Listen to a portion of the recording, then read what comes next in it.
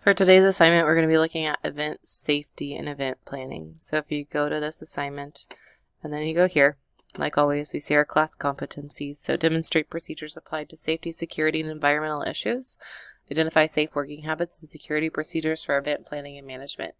If you ever read or watch the news, you know that it is really important to have good safety at events, especially when there are a lot of people in and out and a lot of people who you don't know. So there's one page in our book that has some information on this, so I want you to look at that.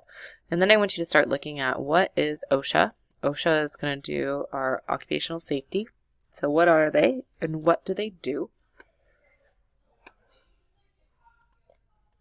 Then you're going to look at a document that OSHA has released about crowd control, crowd management safety guidelines for retailers.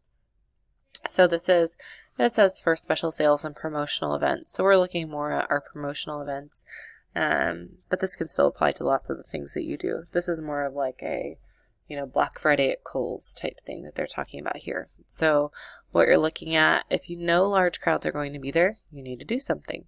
If you have barricades, rope lines, like it talks about here. So you're just going to read through this and you're going to see some things that you've probably seen before, but you didn't really realize why they were doing it. But you'll see some things that look familiar. And then what you're going to do is create a document for your event staff.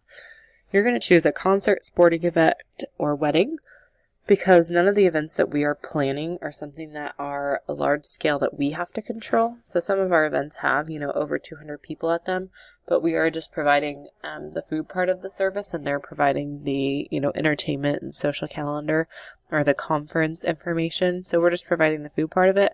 So we don't have to worry about actually maybe providing security, when all the other schools are coming in for the K-Cup conference, for example. So you're going to choose a concert, sporting event, or wedding. You can choose. And I want you to create a safety document for your event staff. So if you were going to do, let's say, a sporting event, who are 3 different roles that you would want to have? So don't say security guard number 1, security guard number 2, security guard number 3. Security guard would be one of your roles. So 3 employees in their roles. So 1 could be a security guard.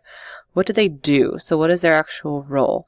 So they are to provide security at the perimeter, or are they there to protect the team? What's their role? And then give them a checklist for event safety that includes at least 5 items. So what are they looking for? So are you going to make sure that everyone has badges so they will know? Or would they be looking at just a certain door?